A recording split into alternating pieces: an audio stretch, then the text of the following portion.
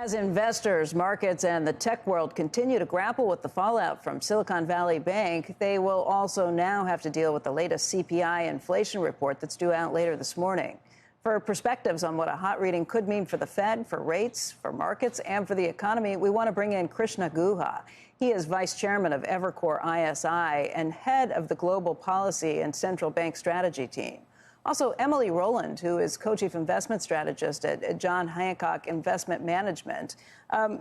Krishna, let's start with you, just because we're looking at markets this morning, and there is a little bit of calm, but there still has to be some churning underneath the surface. What the Fed has done to this point and what the Treasury has done, is this enough to calm all of the concerns in the financial market? What do you think happens next? Well, look, the authorities have taken some very aggressive steps in terms of course, guaranteeing all the depositors at SVB and Signature, and the Fed's decision to provide this term funding for the underwater high-quality collateral valued at par. Those are big and important steps. But it's not, of course, the full arsenal of tools that we used in the much more severe financial crisis back in 2008. There's no equity, there's no universal ex-ante guarantee for the deposits, there's no term funding guarantee. So what we're seeing, I think, is an aggressive use of more limited authorities, very probably enough to stabilize the situation. This is not 2008, but it's not instant. And we've certainly seen the bank stock prices, the CDS, the bonds of the regional banks take, in some cases, substantial hits yesterday.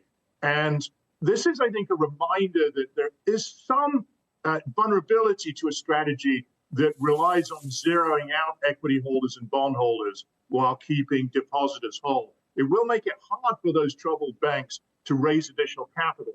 And it may cause some of their counterparties to pull back as well, damaging business models. So if the Fed basically did this by raising rates, if it broke things or at least pointed out the flaws that were in the system already when higher rates came along, if that's the equivalent of the tide kind of going out, how much pressure is there on the Fed to not raise rates or not raise rates substantially at their next meeting next week? Well, the Fed is certainly in a tight spot, right? There is potentially tension here between financial stability imperatives on the one hand and inflation control on the other.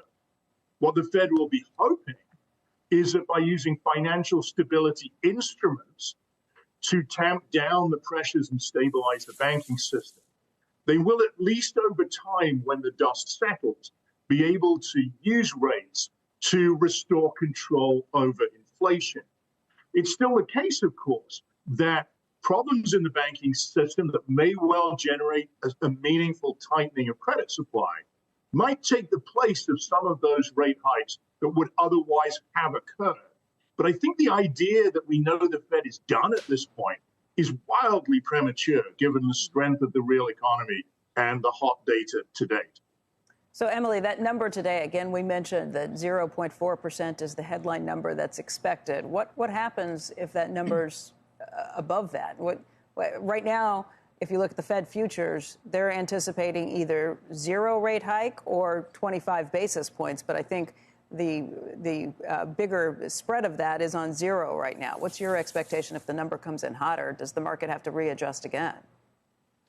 Yeah, it's not going to be a great situation for the Fed, as Krishna pointed out. And I think the Fed probably needs to play hardball here.